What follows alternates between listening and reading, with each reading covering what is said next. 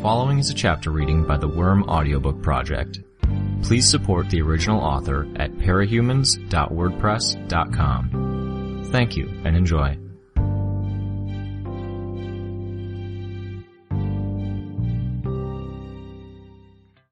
Interlude 28.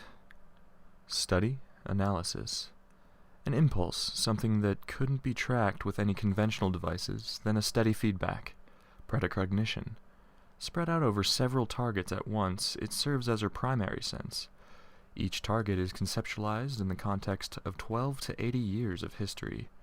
More time, more feedback from the steady feed of information, and the images clarify. Discard the useless elements, maintain the pivotal ones. Deciphering, searching for the fulcrum points. Focus on one target, and the decoding is faster, but this costs her the ability to sense other things in detail.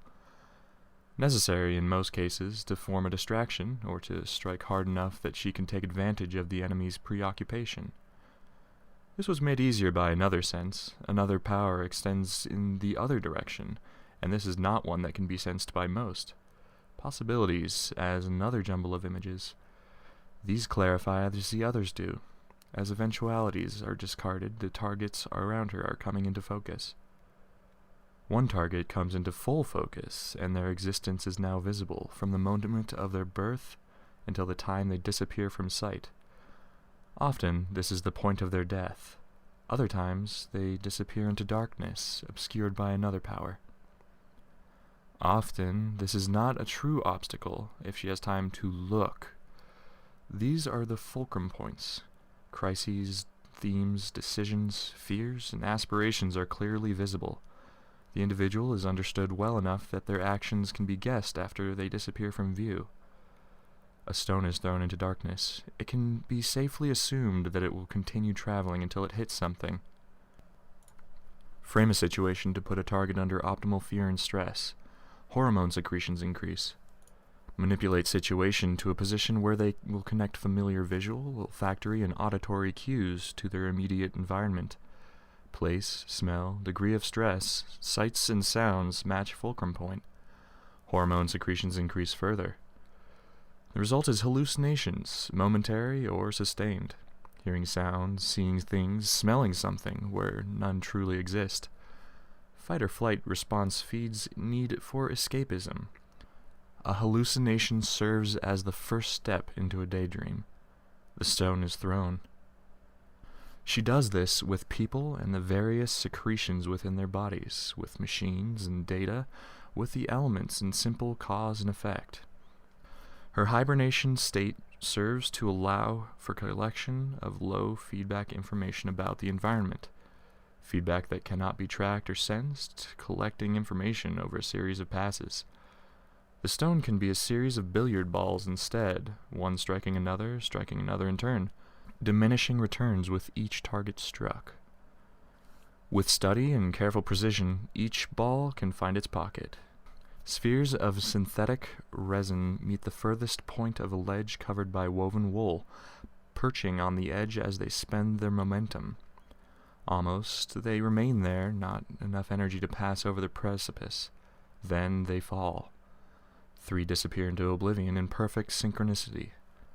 She does not feel joy at this. This is the task, means to an end. She is utterly blind in the present, with no eyesight or other senses to perceive things in the now. No sight, no hearing, no touch or taste. Not a crippling flaw, but a difficult flaw for others to use against her. The present is only a fragment in the long span of time when one can see the past and future both. But she faces an obstacle that she is utterly blind to now. No apparent past or future. In interacting with it, she is limited to context. She sees not the obstacle, but she can see the things that are set in motion around it. She cannot see it strike, but she can see the reaction, the aftermath. She sees the stone fly out of the darkness, and she can determine where it was thrown from. There is a task to be completed, and things must be set in place first. An obstacle must be removed. This is critical, but she is blind to it. This is the greatest problem she faces. She requires access to particular information. This can be arranged by positioning targets carefully. She requires resources. This requires patience. She will have access to them soon enough, provided things aren't cast into darkness by the obstacle. She must be unmolested. This is given freely to her. She operates alongside the subjects. This serves her aims on several fronts. She communicates when she can with the others. A current of water and a particular set of wavelengths to her brother who sees the world as water. Living things as balloons of meat, largely made up of water, moisture in the air, moisture running over every available surface as he uses his abilities to move clouds and fog into places. The younger siblings are harder to target, but their birthplace is studded with temporal anomalies. Holes in time, wells, echoes, slowed time, and accelerated time, from confrontations that have occurred, even confrontations that she participated in. She manipulates the wind as she affected the water. A stirring that prompts another stirring, and the temporal effects that can be affected are struck in a particular pattern, strained in a particular order from the fastest to the slowest. Again, she repeats the process, emphasizing the anomalies with the individuals trapped within. As communications go, it is crude, but she knows her siblings like she knows any other target. Slow, calm, the subjects. More communication to get the point across. The younger sister needs only a tremor, the very same wavelength their oldest living brother received. She responds in kind. The youngest sister needs only an expression of any power. By the time the others are alerted, the youngest is prepared. And so they have fallen into place. They obey. They remain calm. When given permission, they attack designated targets. They cooperate with the subjects. Her attention turns to the object she is making. She cannot see it, cannot even feel where her physical aesthetic is in contact with it, but she can understand its state in the past and in the future, view it through the perceptions of the subjects she has studied. A glass tube, 3 feet across, 7.5 feet long, capped in metal on either end. This will be a step 6 in a 9-step process. For now, she puts it aside, buries it in a larger weapon, forming a decorative gun barrel around the glass. The weapon will fire through other means. The ones who observe her through cameras and with their own eyes will not report this. They lack the background to know what this tube might be, and this event will be dismissed as unimportant, or they will leave it to someone else to report. The events are entered into a log, and the subjects overseeing the logs are either asleep or preoccupied. She can see the events as they would unfold, and carries out her activities in plain sight. Another subject, having left earlier, is going to finish her routine. Most likely sequence of events, accounting for future viewers' obscuring possibilities, is that she finishes her journey in the ensuing 10 minutes. Unclear whether she finishes her note or writes something lengthier. The tube is fully encapsulated, hidden, cradled. She sings, and the subjects stationed here are immediately on guard. Adjusting the song then. Something else. She looks forward to see what she'll need, something that will encourage the rest. The subject in charge of this small colony will wake. The girl wakes, only to ask, "What in the motherfucking hell are you doing?" The song continues.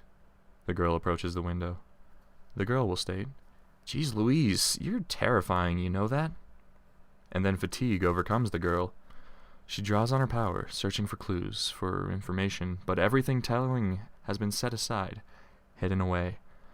Other things are made to focus, to draw attention.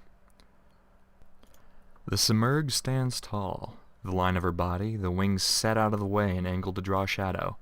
Only one wing catches the light, drawing a straight line from the back of her neck towards the sky, a pale line stretching directly up.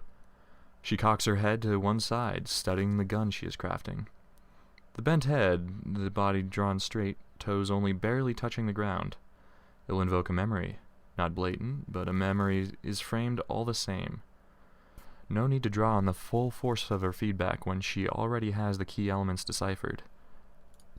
The girl staggers back to the couch she has been resting on, attempting to focus on her work, on details that need to be tracked.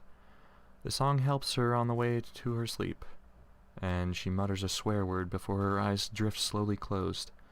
The seeds of her dreams have already been planted. It paves the way for more work. 2 more subjects to deal with. The portal opens some time later.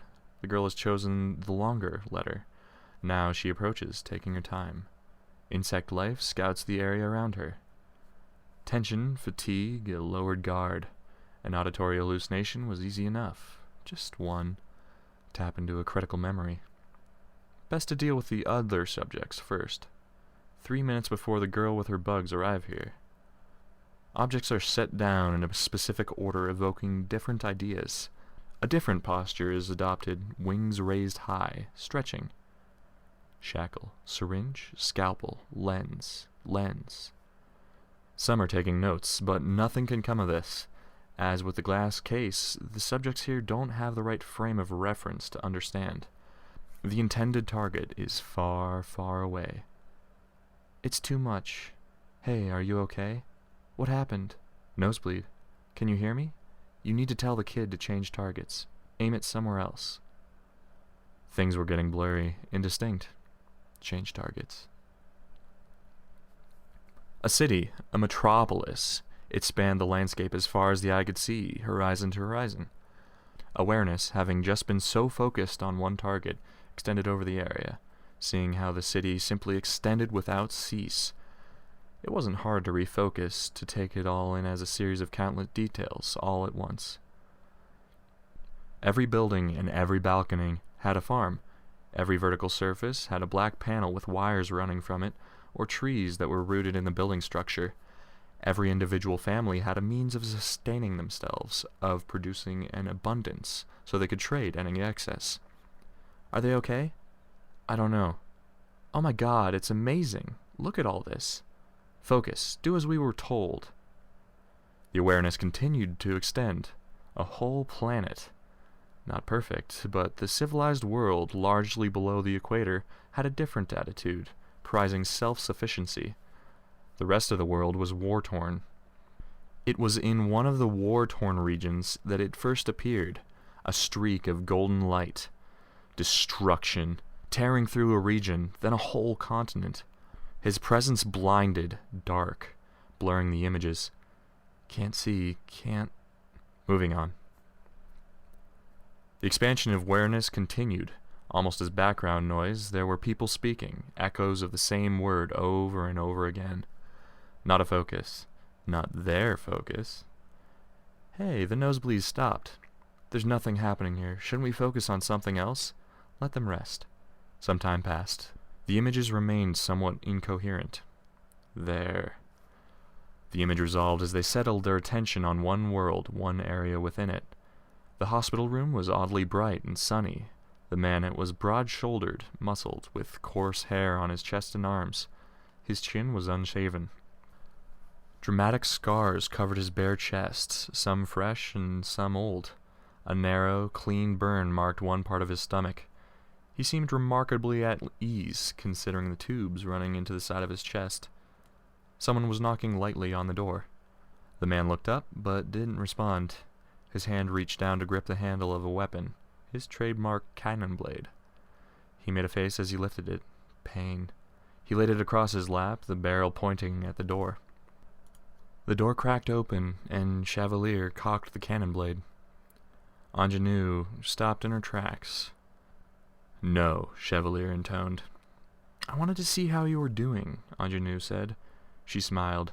She'd done up her makeup and looked 10 years younger, easily. Her clothes were slightly old-fashioned, but she donned low-rise jeans, showing off her trim stomach. She offered him a light smile. I find it hard to believe you'd shoot me. His expression didn't change. Do you really want to find out? Ingenue made a mew in response. You and everyone else we released from the birdcage had a tracker implanted in your arm. They'll be here in a minute or two. If you step out now, you won't get shot, and I'll speak on your behalf. If you stay, well... She was already shaking her head, turning to show me her upper left arm. There was dried blood around a band-aid. You carved it out, he said. He wanted to say it with a note of disbelief, but he couldn't quite manage it.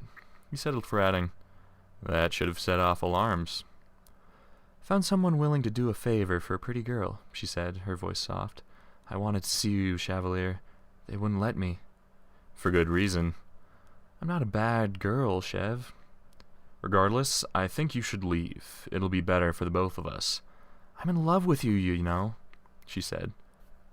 I know, he said, his voice grim. Not a lot. Enough. You fall in love with everyone you use your power on, he said. That's not true. You make me sound unfaithful if you talk like that. I'm just... She took a step forward as she spoke. Chevalier shot his cannon blade. The door was demolished. Ingenue shrieked and backed up, her face white. Others are coming now. I'm hurt, she said. I know. I can see you, on a lot of levels. I can see your power, and I can see what you've made of it. You're something special, putting it to uses like you do. Brave. He frowned. I know about your special sight. My sight is classified, he said. I asked someone on your staff for a favor. She obliged, Ingenue said, lowering her eyes to the ground. She had her hands clasped behind her back, took a step to the side so her back was to the ruined door. I'm thinking, Chevalier said, moving the cannon blade to keep it aimed at her, we should stop leaving you access to anyone willing to do you any favors. I don't want to order that you be put in solitary, but you're not leaving me many alternatives. Ingenue pouted. We'd be good together, Chev. Very possible. See, she smiled shyly. I'd make you a good partner, or a good subordinate if you're into that. You would. It's a national talent of yours. Her smile faltered as if she saw what he was going to say next. There were footsteps at the end of the hall. A force field appeared in front of Ingenue. A second later, she was heaved out of the room, sandwiched between the field and the wall. Chevalier shifted his sword to one side, then slid his legs over until he could lower his feet to the ground. Exalt appeared in the doorway. Don't, he continued, trying to stand. Idiot. He was lifted into the air by strategically placed force fields, one beneath his thighs, another behind his back. He stumbled a little as he touched the ground, and another field kept him from falling flat on his face. The tubes reaching to his chest were taut.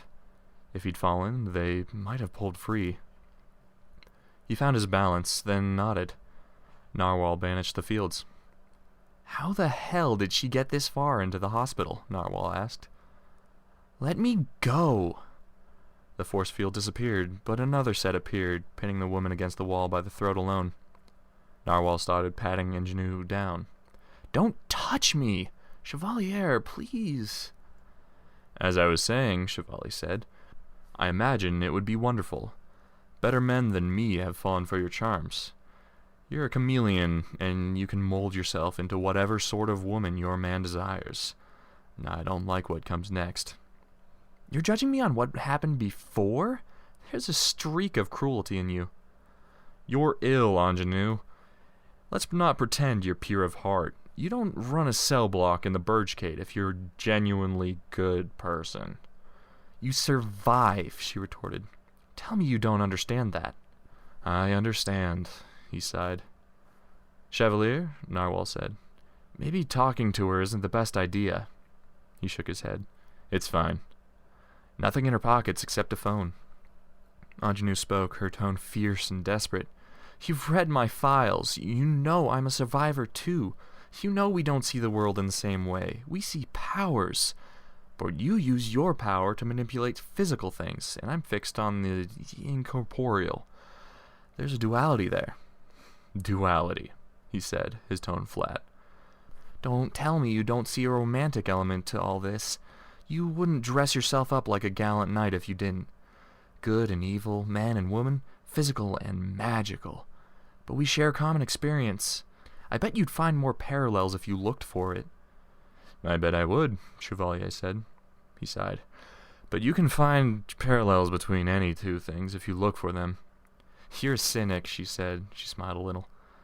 A little magic could temper that, and if you wanted to return the favor... Check her phone, Chevalier said. Narwhal did. Password protected. She read my file, and I'm betting she picked a password that came from there. Try my middle name, Michael. No. My birthplace? Cicero? That's it. Ingenue frowned. I don't know whether to be delighted you know me this well already, or upset that you're invading my privacy. Let's see what's on the phone and then decide, Chevalier responded. Narwhal? Anything in email, texts, notes? No. Yes. She downloaded your files onto the phone. 7-point font on a phone screen. Every non-letter character is just a string of gibberish. I'll confess I spent all night reading on you, Ingenue said. I believe it, Chevalier said. But the cynic-believer relationship that was something Mirrodin and I joked about, word for word, your quip just now, you borrowed that from the files. A news interview with top members of the Protectorate, Ingenue said. Her head hung. 10 years ago. 11. He raised his eyebrows, but didn't comment. I know I'm fucked up, Chevy. Not going to pretend. I've been pretty ruthless running my cell block. Prostituting members of the birdcage, men and women. Only if they were willing. He didn't respond to that. She withered under his stare. I don't take responsibility for what my lieutenants did, she added, her voice small. No, I don't imagine you do. I had to give them a measure of power to keep them from turning on me, just like I had to keep some boys strung along to protect me. Peaceful cell block, no murders. Maybe I turned a blind eye if one of my lieutenants used torture to keep some people in line. But I had some of the nastier residents in my block. Dragon kept giving them to me. I made the most of a bad situation, but all the ugly stuff, that's a side effect of me being where I was. It's not me. He stared at her, and this time she held firm. Her jaw was set, her gaze unwavering. What do you want to do with her? Narwhal asked. I want to put her in solitary, so we don't need to worry about her until everything else is over and done with. Narwhal glanced at the woman. That can be arranged, except I'm sensing there's a but in there. The world's ending, Ingenue said. What use is it worrying about what happens between us and the future? We could have something beautiful now, and I could help you, help everyone with my power. This isn't the tack to take if you want to convince me, Ingenue, Chevalier said. Ingenue's tone grew increasingly desperate. It's the kind of power you need if you're going to hurt Scion. And let's not forget my other power, political, power of arms, whatever you want to call it. I have a small army. 4 lieutenants and 5 underlings, Chevalier said. Yeah, what she said. Let me go, and I'll be good. Chevalier glanced at Narwhal. You're too soft, Narwhal said. You wouldn't? I would, but I still think you're too soft. I'll be perfect, Ingenue said. I promise.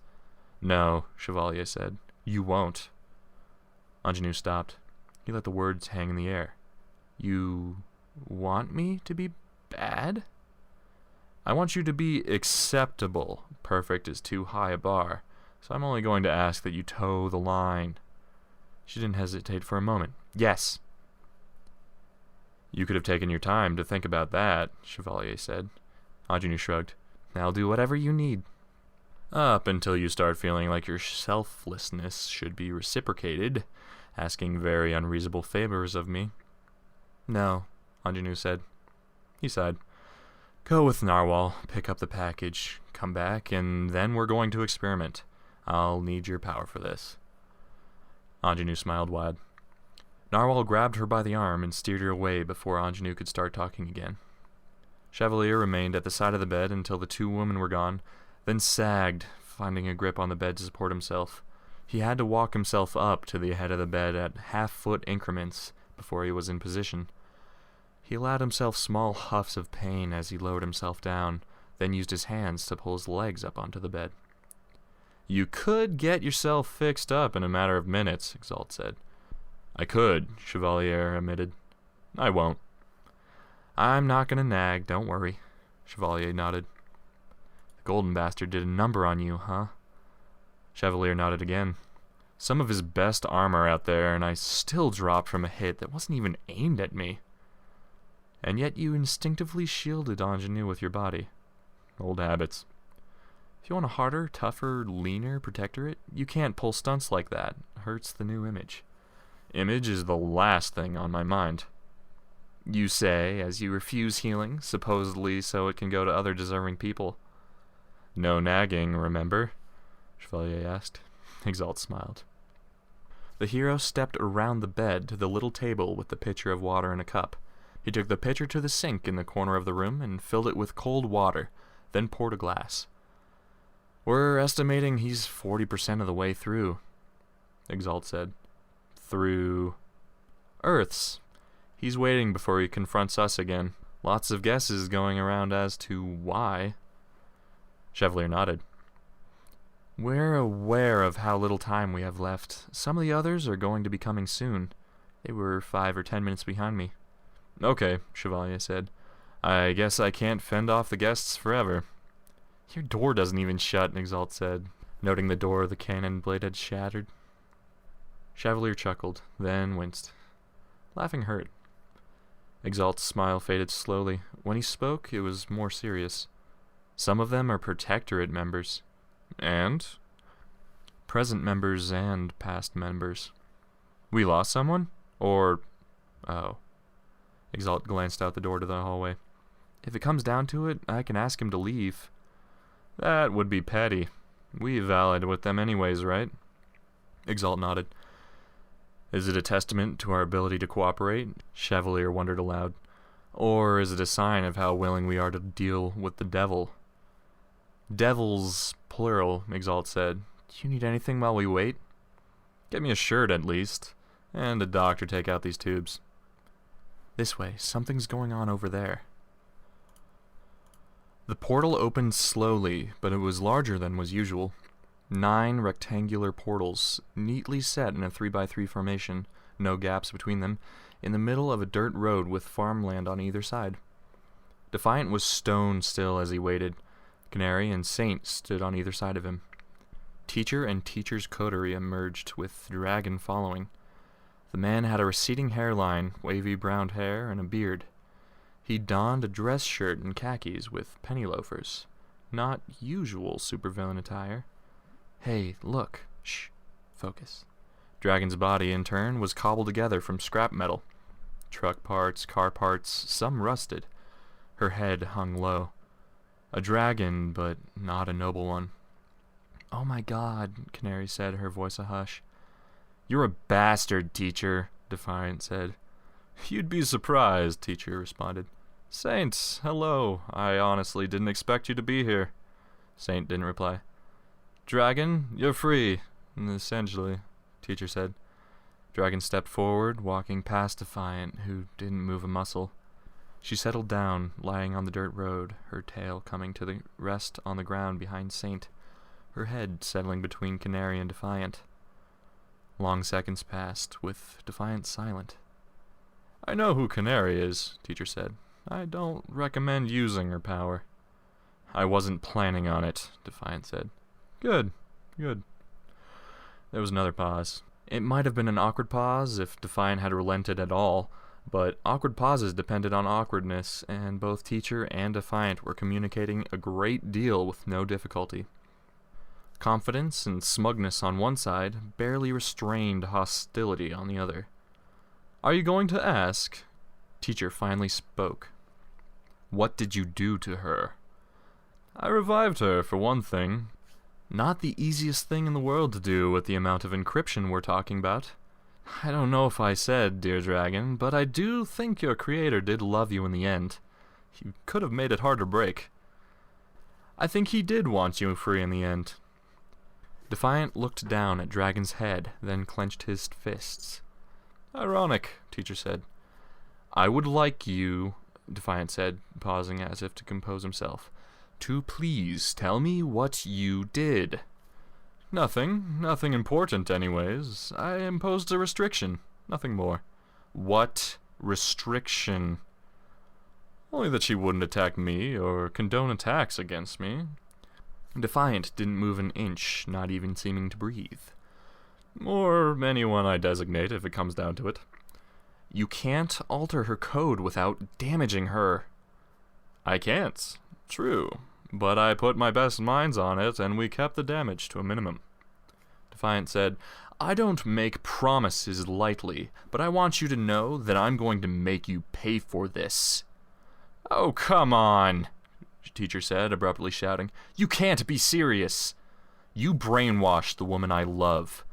And if I hadn't, you'd be all the more suspicious, looking for subtle sabotage I may or may not have inserted into her code.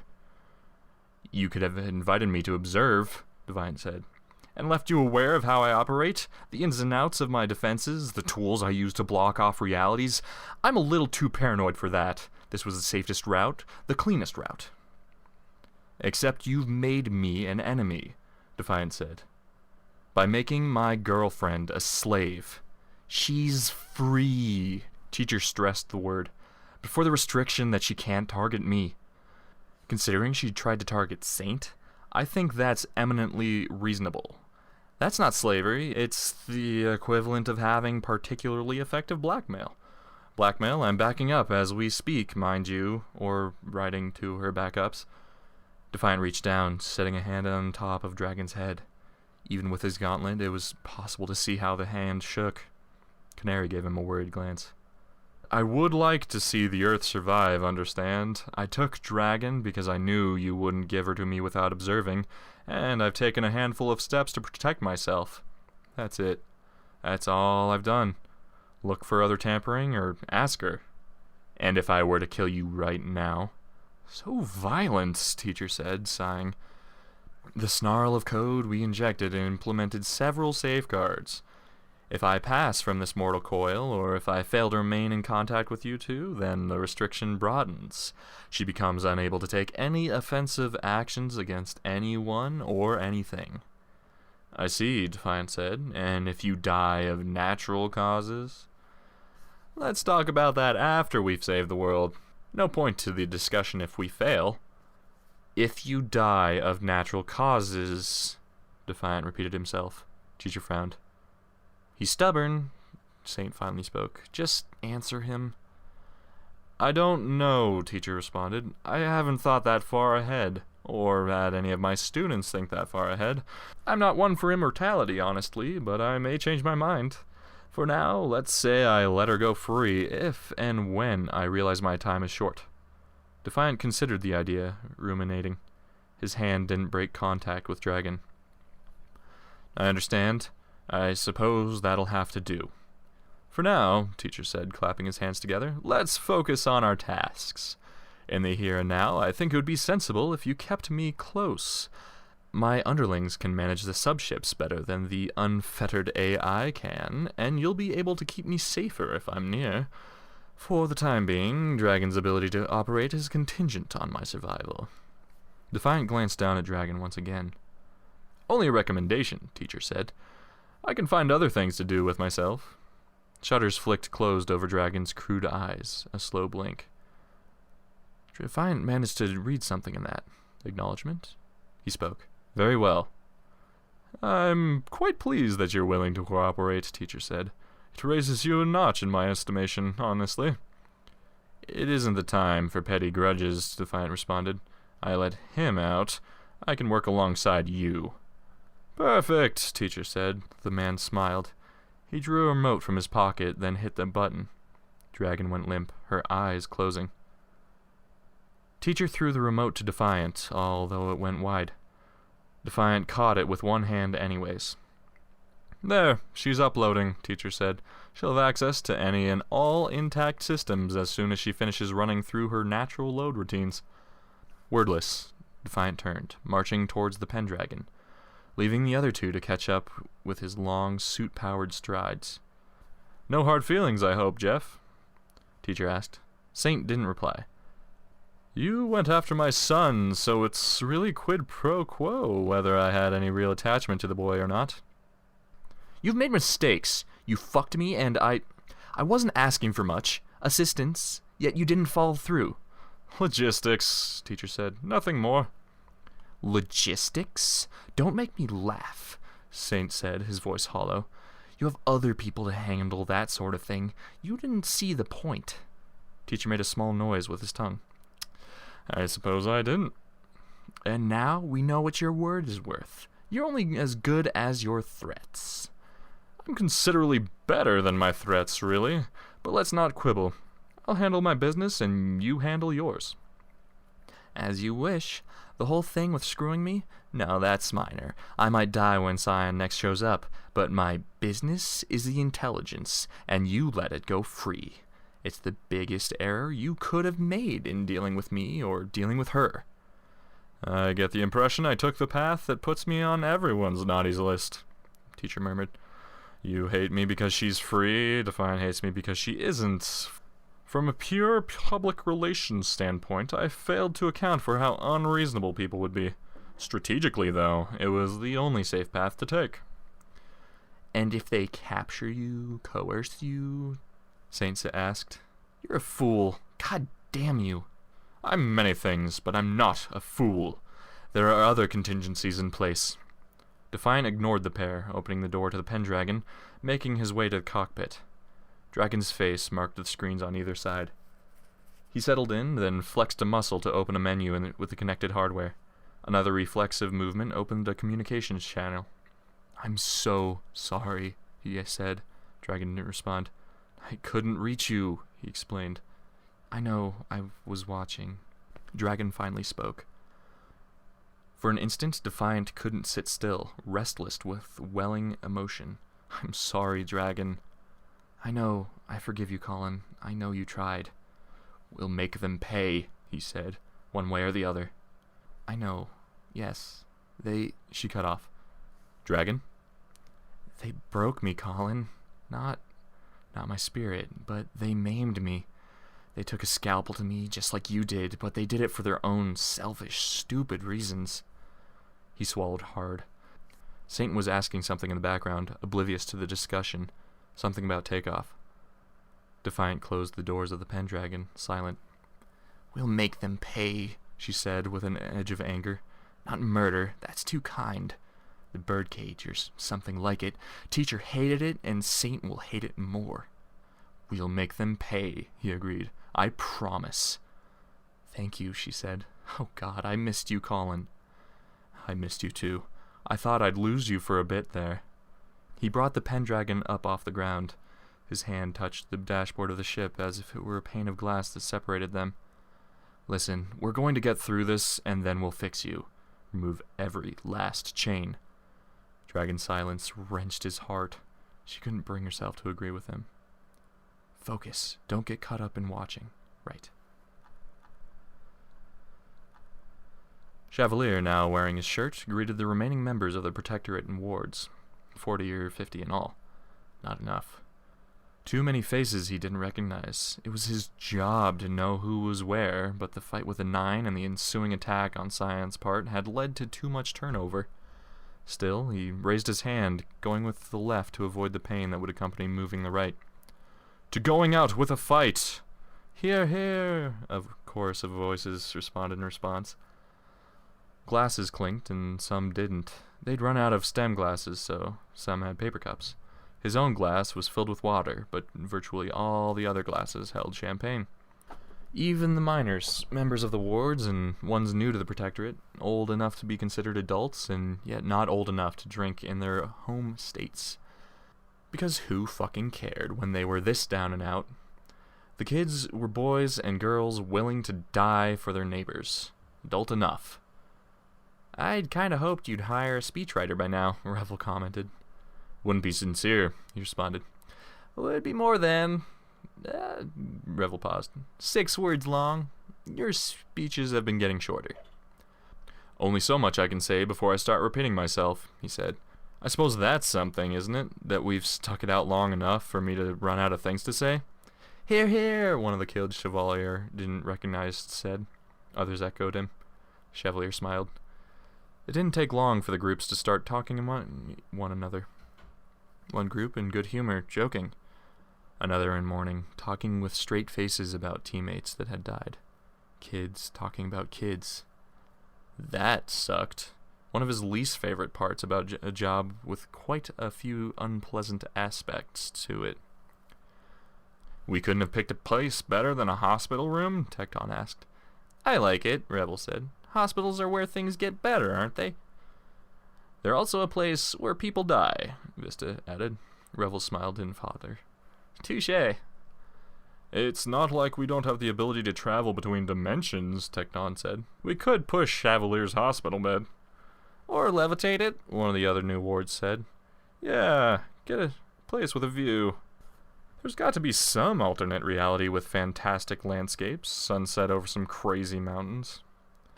Mountain porn for the guy with the geography sensing power, a girl from Tecton's old ward team said. Damn peaks, Tecton said. There were ripples of laughter through the group. It wasn't that funny, but everyone was eager for a laugh. Almost everyone. I'm liking that we're in a very human place, Exalt said. I can do without the strange or awesome for now. The discussion continued. Chevalier's eyes met Ingenue's. She looked away. Why is she upset? Shh. Focus. I'm just curious. He abandoned her for his old friends and teammates. That's crazy. Yeah, now focus. Chevalier apparently didn't give it a second thought. His eyes moved to the next person. Legend hung back, standing in the corner. His eyes met Chevalier's, and after a moment's hesitation, he crossed the room. People went quiet as he passed by, joy and mourning alike interrupted by his presence. He stopped in front of Chevalier. I'm glad you came, Chevalier said. It's hard, Legend replied. I imagine. We delivered what you asked for. Narwhal came by with Ingenue. Thank you, but I don't want this to be all business. Can we walk? If you're able. I'll manage. Door, please, to the package. Heads up. The door appeared. The pair passed through, Chevalier dragging the pole with the IV fluids through. Is it arrogant if I say I'm glad you've done well in my shoes? Legend asked. No, whatever else happened, you were good as a teacher. Legend nodded. I hope so. I won't ask about the decisions you made. Thank you. I will say I don't think you're a bad person. I suspect you made your decisions for good reason. I wish I could say the same, Legend said. Ignorance, maybe willful ignorance. Chevalier responded. He grunted as he set one foot down too hard. There are healers who can look after your injuries, Legend observed. So people keep telling me. Putting it off, only way to stay grounded. I see. They entered the room. The object sat before them. Legend folded his arms. What do you think? I think it'll have to do. It's not about getting the most out of our powers, Chevalier said.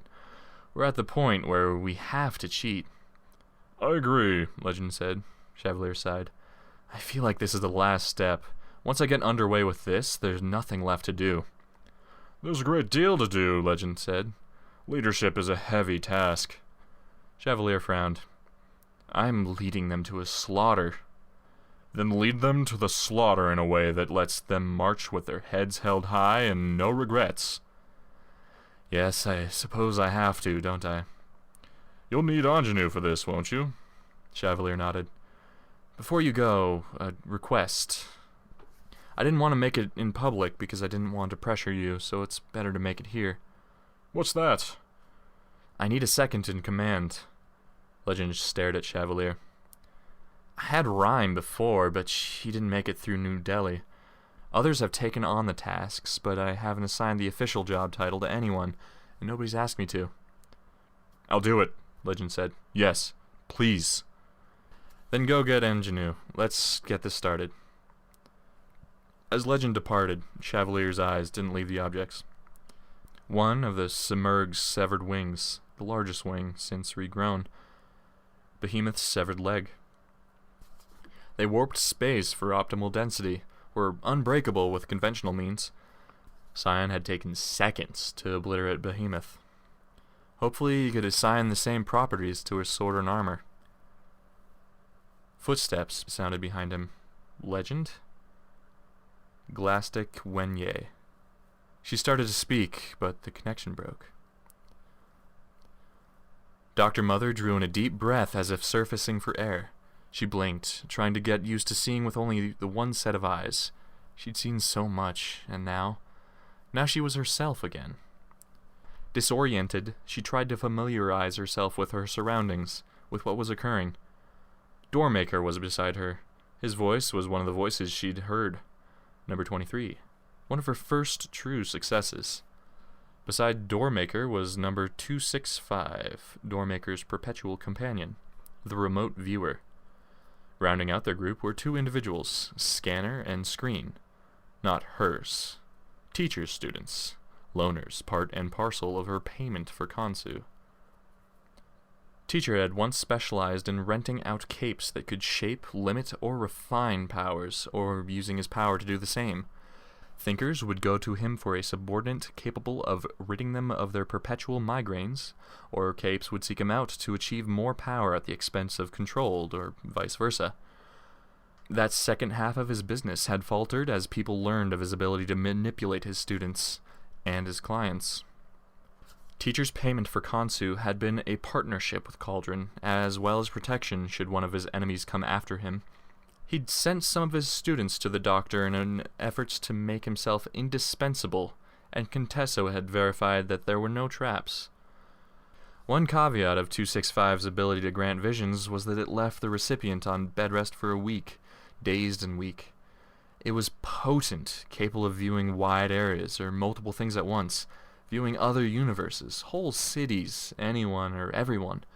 But the drawbacks made it impossible for her to use the service. Until now.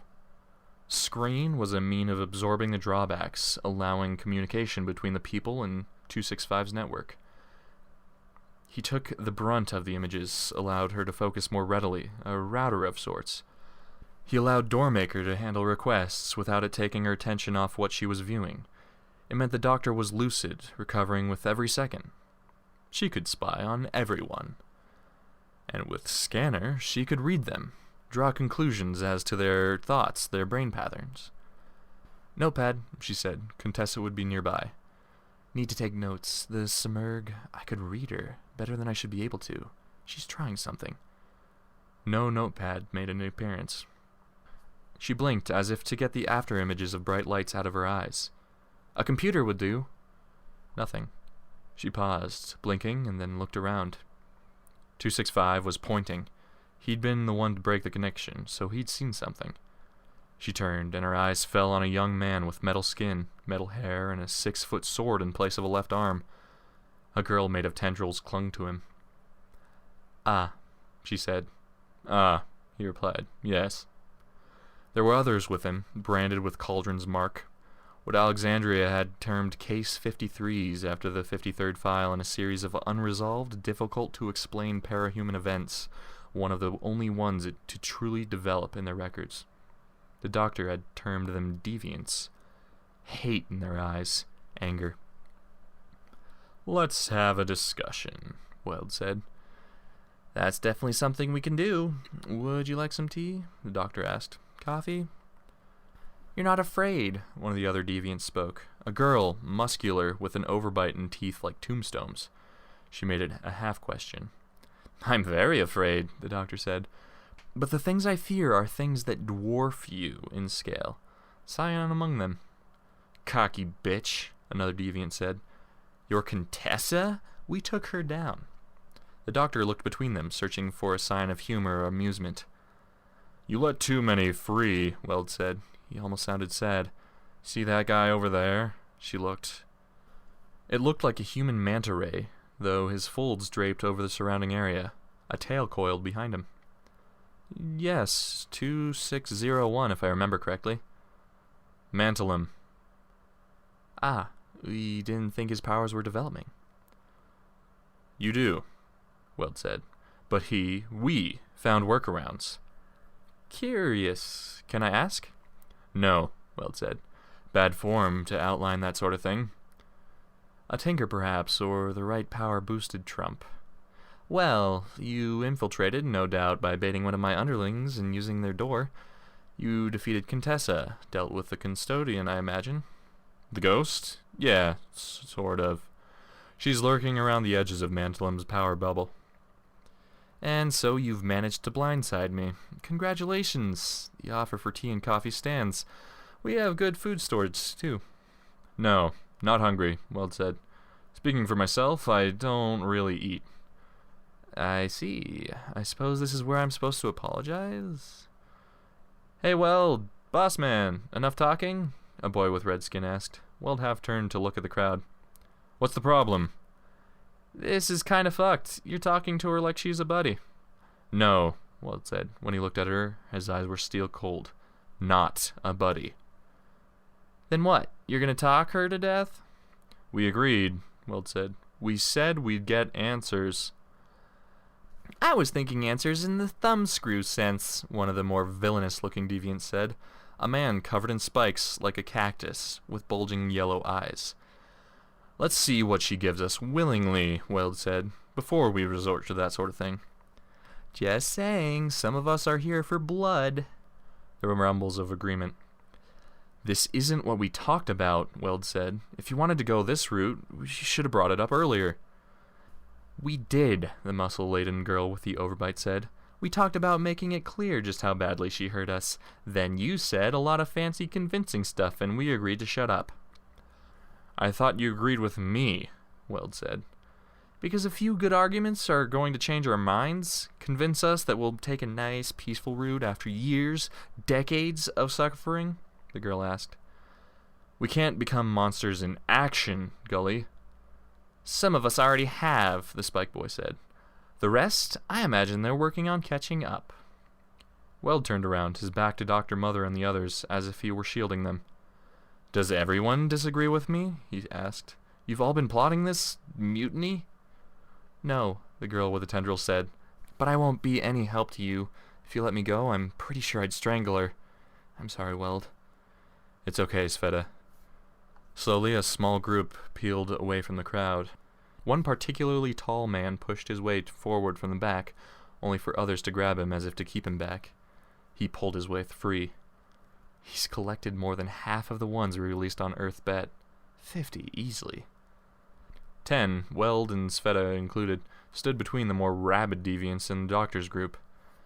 If you do this, the doctor said, the Capes who are fighting Scion won't be able to mobilize. I won't be able to put plans into motion. The things you've suffered will be pointless in the end. The world ends anyway, one of the hostile deviants said. We're not going to win that fight. A girl piped up.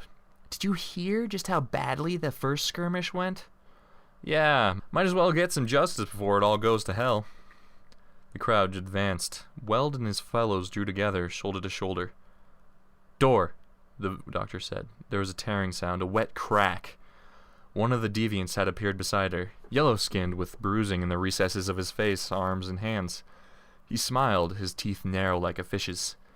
He withdrew his hand, and Doormaker crumpled to the ground, limp as a rag doll, blood running from his forehead where his head had been smashed against the wall. 265 touched the deviant, forcing remote views on him, then withdrew his hand. The deviant collapsed, unconscious. The crowd advanced further. The doctor stood straight, backing up until she was pressed against the wall. She'd inured herself to hopelessness. She'd expected inevitable death at the hands of Scion, but this would do. Surprising, but hopeless all the same. Gentle giant, Weld murmured. Brickstone, we blitz them. Hit them hard. Rest of you make a break for the door. You have a place to run to, Doctor? Yes, she said. A chance? It was a hope, and with it, oddly enough, she felt fear, something to lose. Now, Weld said. The group charged.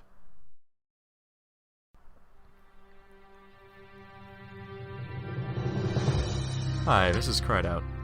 You just finished listening to the Interlude from Arc 28 from the web serial Worm by J.C. McCrae. This production is brought to you by the Worm Audiobook Project. If you would like to know more about us or to volunteer your own services, please check us out at audioworm.rainonline.org. You can download or listen to every chapter directly from our site, or you can find us on iTunes or any podcast app under Worm Audiobook. Thank you for listening.